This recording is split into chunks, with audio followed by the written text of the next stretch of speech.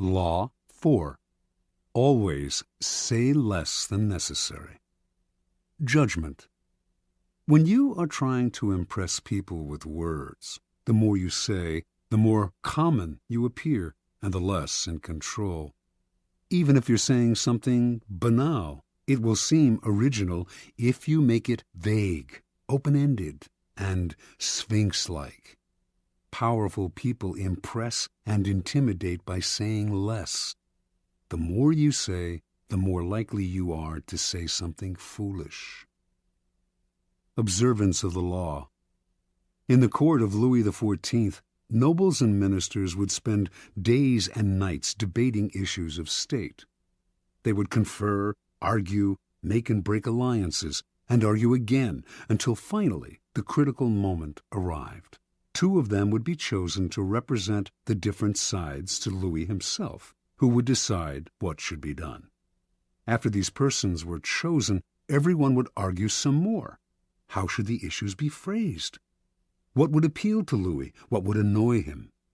At what time of day should the representatives approach him, and in what part of the Versailles Palace?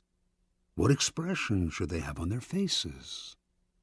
Finally, after all this was settled, the fateful moment would finally arrive.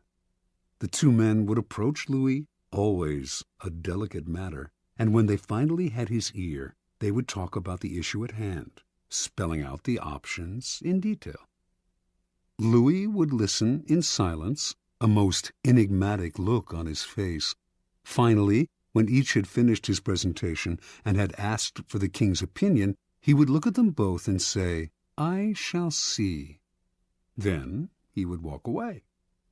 The ministers and courtiers would never hear another word on this subject from the king. They would simply see the result weeks later, when he would come to a decision and act. He would never bother to consult them on the matter again. Interpretation. Louis XIV was a man of very few words. His most famous remark is, "L'État, c'est moi." The state is me. Nothing could be more pithy, yet more eloquent. His infamous, "I shall see," was one of several extremely short phrases that he would apply to all manner of requests.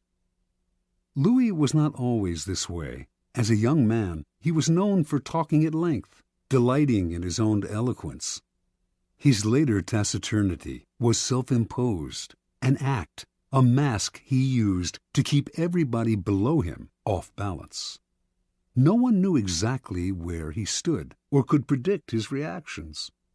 No one could try to deceive him by saying what they thought he wanted to hear, because no one knew what he wanted to hear. As they talked on and on to the silent Louis, they revealed more and more about themselves, information he would later use against them to great effect. In the end, Louis's silence kept those around him terrified and under his thumb. It was one of the foundations of his power. As Saint-Simon wrote, no one knew as well as he how to sell his words, his smile, even his glances. Everything in him was valuable because he created differences, and his majesty was enhanced by the sparseness of his words. Keys to power. Power is, in many ways, a game of appearances, and when you say less than necessary, you inevitably appear greater and more powerful than you are.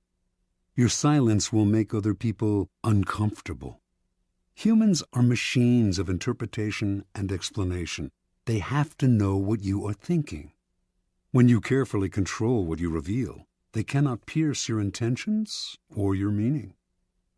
Your short answers and silences will put them on the defensive, and they will jump in, nervously filling the silence with all kinds of comments that will reveal valuable information about them and their weaknesses. They will leave a meeting with you feeling as if they had been robbed, and they will go home and ponder your every word. This extra attention to your brief comments will only add to your power.